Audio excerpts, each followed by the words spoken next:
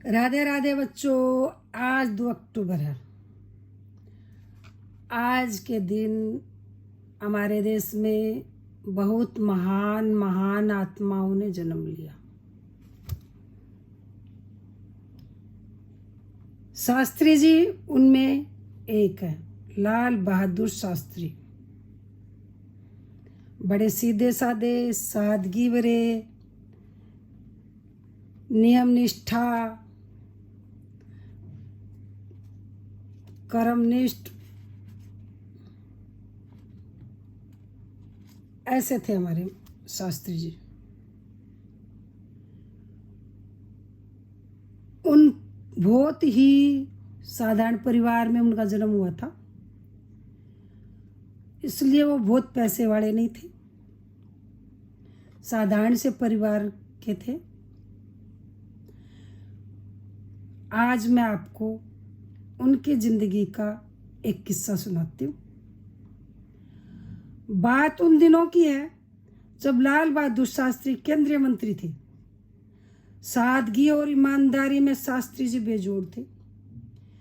एक बार की बात है कि प्रधानमंत्री पंडित जवाहरलाल नेहरू जी ने उन्हें एक जरूरी काम से कश्मीर जाने के लिए कहा। शास्त्री जी ने निवेदन किया कि किसी और को उनकी जगह भेज दिया जाए।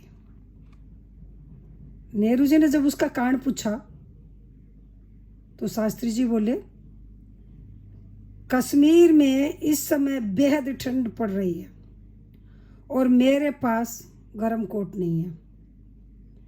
यह सुनकर बहुत इनकार करने के बावजूद नेहरू जी ने अपना एक कोट शास्त्री जी को दे दिया।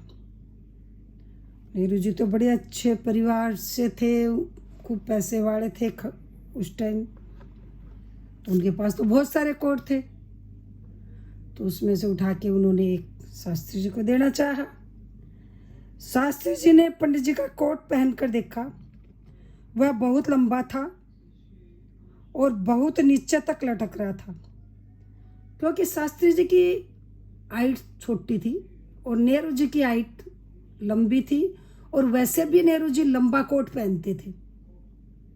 एक तो हाइट लंबी थी, एक कोट लंबा था, और शास्त्री जी की हाइट भी छोटी थी तो उनके लंबा आना ही था। वह बहुत नीचे तक लटक रहा था। शास्त्री जी अपने एक मित्र को साथ लेकर एक नया कोट खरीदने बाजार पहुंचे। बाजार में काफी कोट देखे पर मनपसंद कोई कोट नहीं मिला। वह या तो महंगा इतना होता कि शास्त्री जी दाम चुकाने में असमर्थ होते, या फिर उनका साइज ऐसा होता कि उनको ठीक नहीं आता। एक दुकानदार ने उन्हें एक ऐसे दर्जी का पता दिया जो सस्ता और अच्छा कोट सिलकर दे सकता था।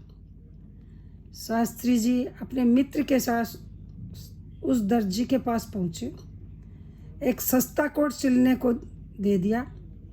शास्त्री जी के मित्र बोले, आप केंद्रीय मंत्री हैं, आप चाहें तो सैकड़ों कीमती कोट आपके पास हो सकते हैं, लेकिन आप एक मामूली कोट के लिए बाजार में मारे मारे घूम रहे हैं।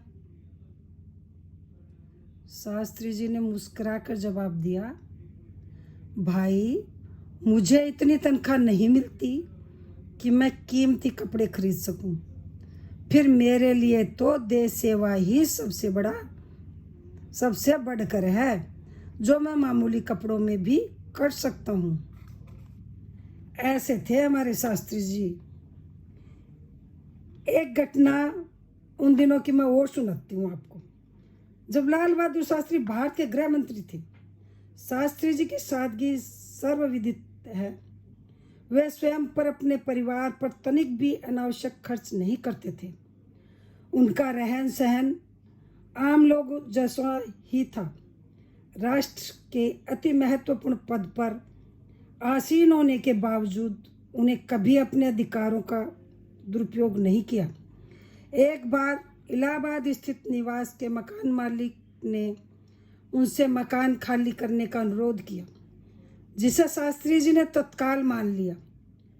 वास्तव में मकान मालिक को उस निवास स्थान की अति आवश्यकता थी। और शास्त्री जी स्वयं से अधिक दूसरों की ज़रूरतों का ख्याल रखते थे। अतः उन्होंने मकान खाली कर दिया और किराए पर दूसरा मकान लेने के लिए आवेदन पत्र भरा।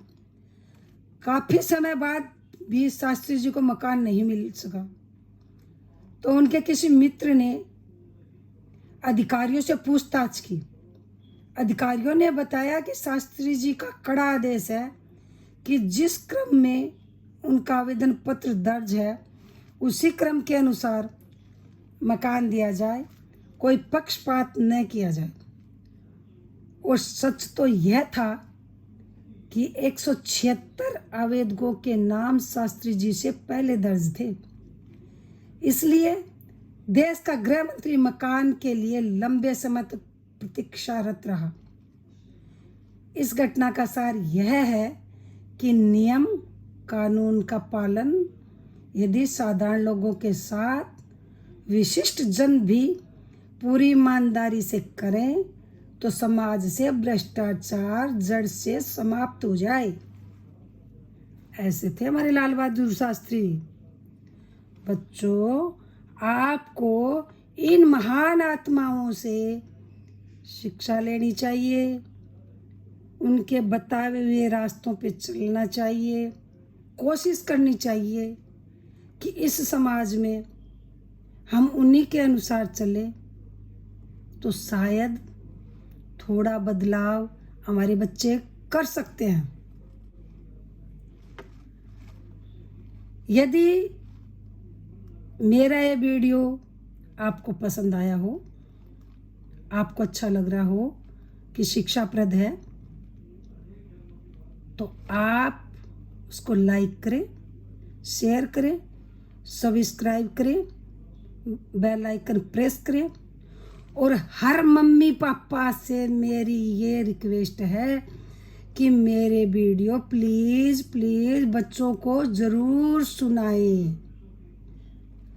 इससे हमारे बच्चों में सरलता, नियम निष्ठा